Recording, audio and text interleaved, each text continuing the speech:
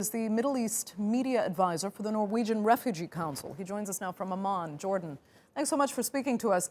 First, fill us in a little bit more on what you have understood from this report and how much this unilateral Israeli action to develop more settlements and seize land from Palestinians is really putting lives at risk by curbing the prevention of COVID-19. Well, it's a no-brainer, really. The moment you start attacking residential houses and water and sanitation facilities, anything that sustains civilian life in these moments is going to put more people at risk. And we are talking about some of the most vulnerable Palestinians, some of the most vulnerable people living under occupation, who have been impoverished over the years, who have been blockaded in certain areas around the West Bank, not to mention over 2 million people in Gaza who are living under blockade, and any intervention that reduces their capacity to survive is going to put them at more risk. So our message today to the Israeli authorities is this is definitely not the time to make any grandstanding in the equation.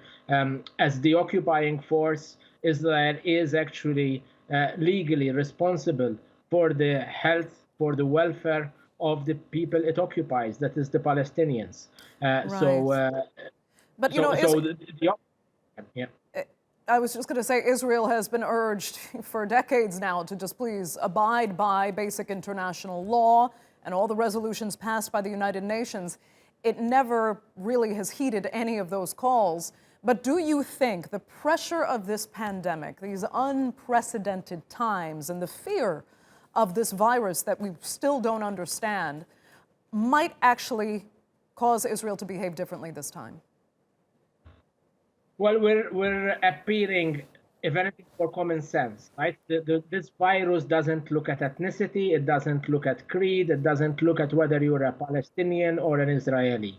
If there is an outbreak, a serious outbreak in the occupied Palestinian territory, there's nothing to stop this virus from spreading even further into the Israeli land proper and among Israeli citizens. So if anything, out of the sense of self-preservation, not to mention the obligations under international law and international humanitarian law, out of self-preservation, Israel should heed the warnings of international agencies, the United Nations, the World Health Organization, our call today.